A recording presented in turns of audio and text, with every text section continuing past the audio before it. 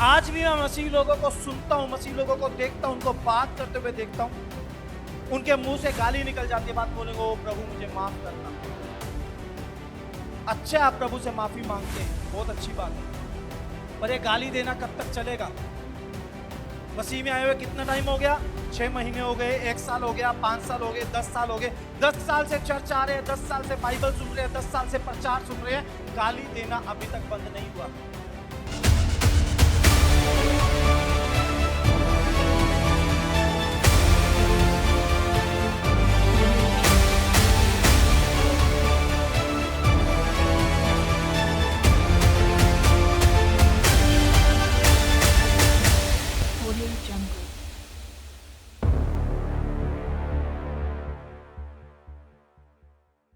सबको जय मसीह की। प्रभु यीशु का धन्यवाद हो। प्रभु हमारे बीच में कितने लोगों को विश्वास है प्रभु यहाँ है?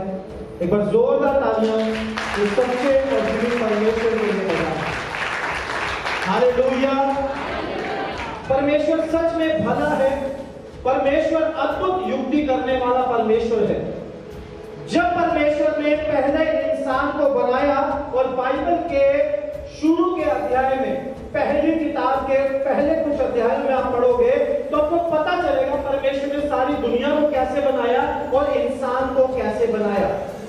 जब परमेश्वर का इंसान को बनाने का समय आया तो वहां पर लिखा है आओ हम मनुष्य को अपने स्वरूप अपनी समानता में बनाएं। परमेश्वर ने हम मनुष्यों को अपने स्वरूप में अपनी समानता में अपने हाथों से रचा और हम सबको रचा। रचने के बाद पहले मनुष्य को परमेश्वर ने अदन के बाग में रखा, अदन की वाटिका में रखा, ताकि वो परमेश्वर के साथ संगति करे, परमेश्वर के साथ समय बिताए और परमेश्वर की मर्जी के अनुसार जीवन को जिए। लेकिन जब मनुष्य ने पाप किया, जब मनुष्य ने परमेश्वर की आज्ञा का उल्लंघन कर दिया, प्रभु की आज्ञा को तोड़ दिया, तो वो जो पहला स्वरूप, पहली समानता थी उसको खो दिया। समझ रहे आप? परमेश्वर पवित्र है, मनुष्य ने पाप किया, वो समानता से बाहर निकल गया, अपवित्रता की हालत में आ गया। अब यीशु मसीह का आना हुआ। हमने पिछले दिनों में गुड फ्राइडे मनाया, ईस्टर मनाया।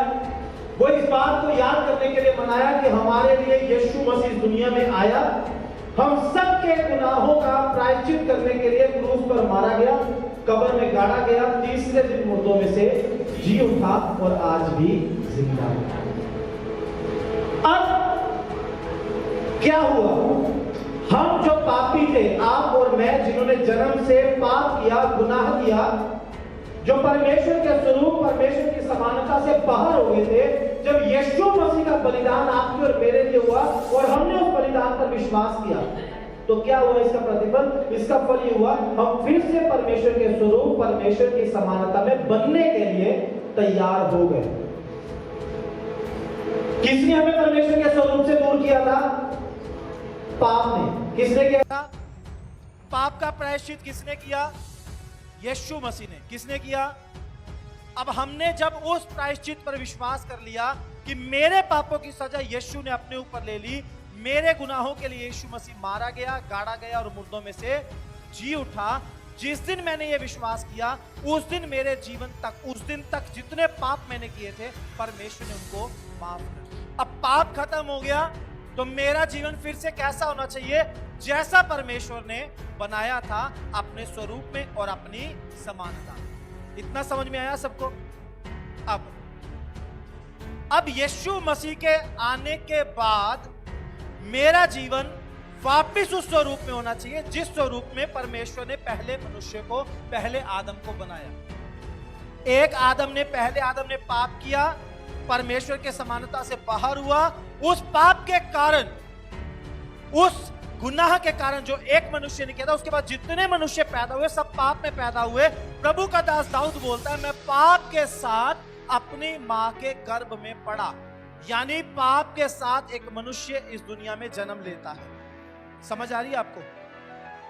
पाप के साथ इस दुनिया में आए, पाप में जीवन जिया, पाप के कारण परमेश्वर के स्वरूप से, परमेश्वर की समानता से अलग हो गए और उस पाप का प्रायश्चित करने के लिए यीशु मसीह आए। तो जब पाप की माफी हो गई तो हमें फिर से यीशु मसीह के कारण वापस उस जगह पर जाने का मौका मिल गया जिसमें परमेश्वर ने हमें अपने स्वरूप में, अपनी समानता में बनाया।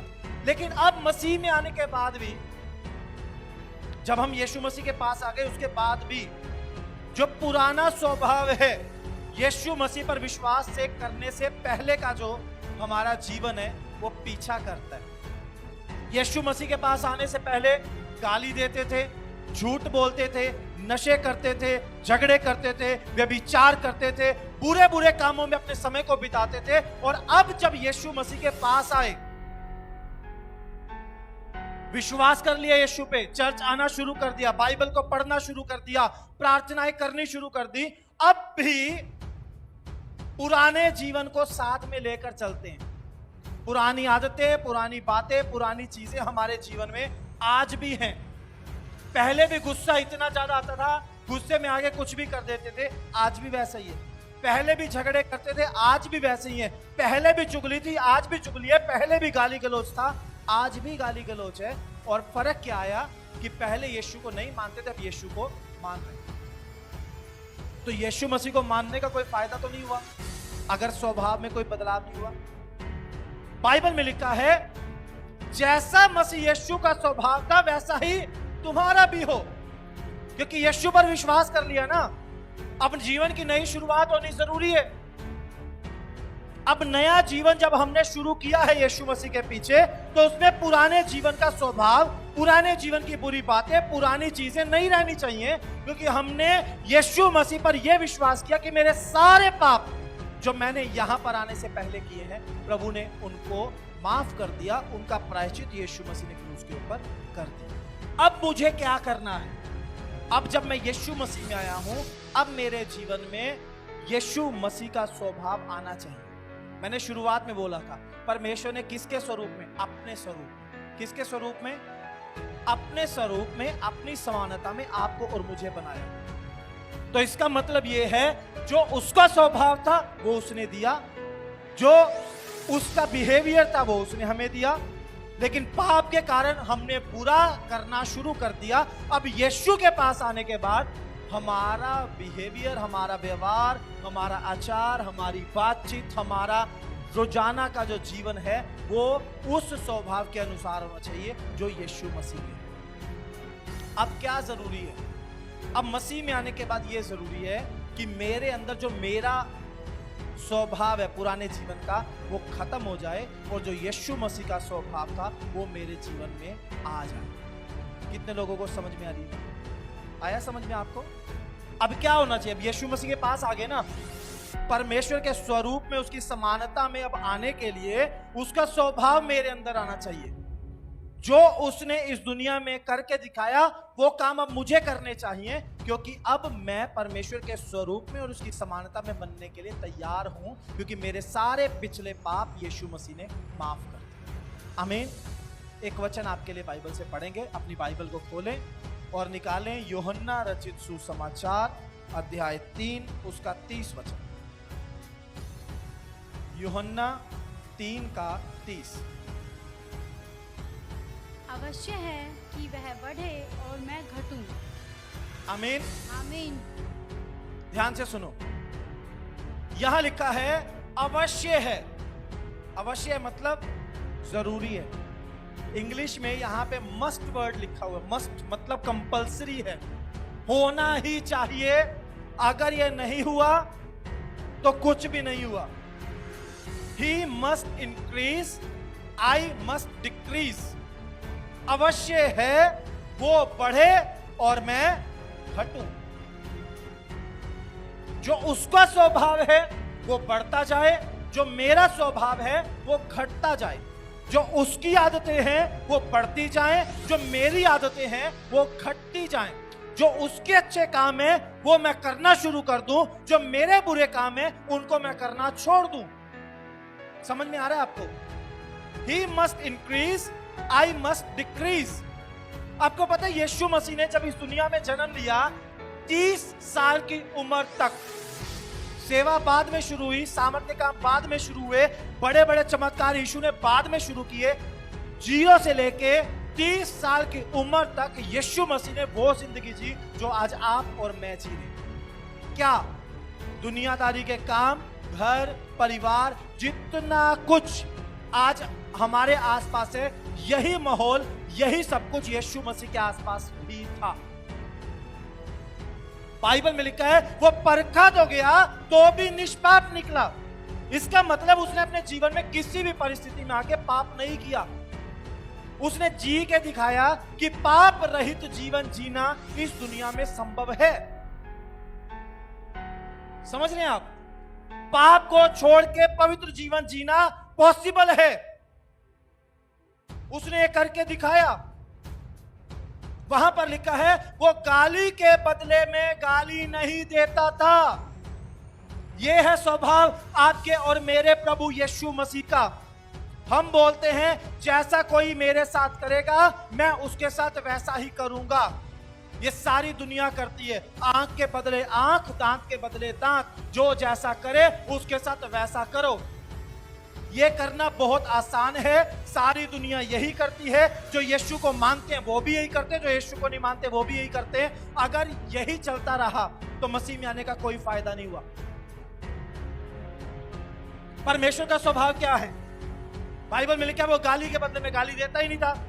लोग उसको बुरा भला बोलते थे, लोगों ने उसके साथ बुरा व्यवहार किया, वापस उसने उनके साथ कोई बुरा व्यवहार नहीं किया। जब लोगों ने प्रभु यीशु मसीह को क्रूस पर चढ़ाने से पहले थप्पड़ मारे, पीटा यीशु मसीह को, तो यीशु मसीह ने बदले में वो काम किए ही नहीं उनके साथ। क्या यीशु मसीह के पास सामर्थ्य नहीं थी? बहुत बड़ी सामर्थ्य थी। क्या यीशु मसीह की मदद के लिए लोग नहीं थे? बहुत सारे लोग यीशु के साथ हमेशा रहते थे।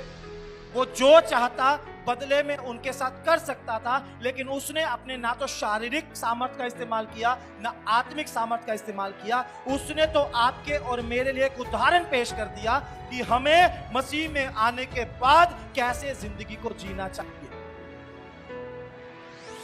आज भी मैं मसीह लोगों को सुनता हूं, मसीह लोगों को देखता हूं, उनको बात करते हुए देखता हूं, उनके मुंह से गाली निकल जाती है, बात बोलेंगे ओ प्रभु मुझे माफ करना।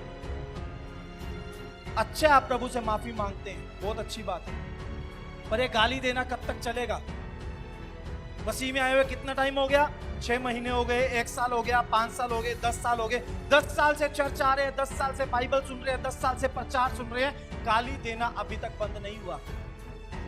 बहुत खतरनाक जीवन जी रहे। उधर से शैतान आपका बैरी हो गया, उधर से परमेश्वर में भी सही से नहीं चल रहे। बहुत खतरनाक जिंदगी है। ये अवश्य है, ये जरूरी है मैं घटूं और वो मुझ में बढ़े, मेरा स्वभाव खत्म हो, जो गाली देने की मेरी आदत है वो खत्म हो जानी चाहिए। उसका जो पवित्र बोलना था वो मेरे अंदर आना चाहिए। बाइबल में लिखा है बोलो तो ऐसा बोलो मानो परमेश्वर का वचन हो, जिससे सुनने वालों पर अनुग्रह हो जाए। अनुग्रह समझते हो? परमेश्वर की दया कृपा हो, जिससे लोग आशीषित हो, ऐसा बोलो।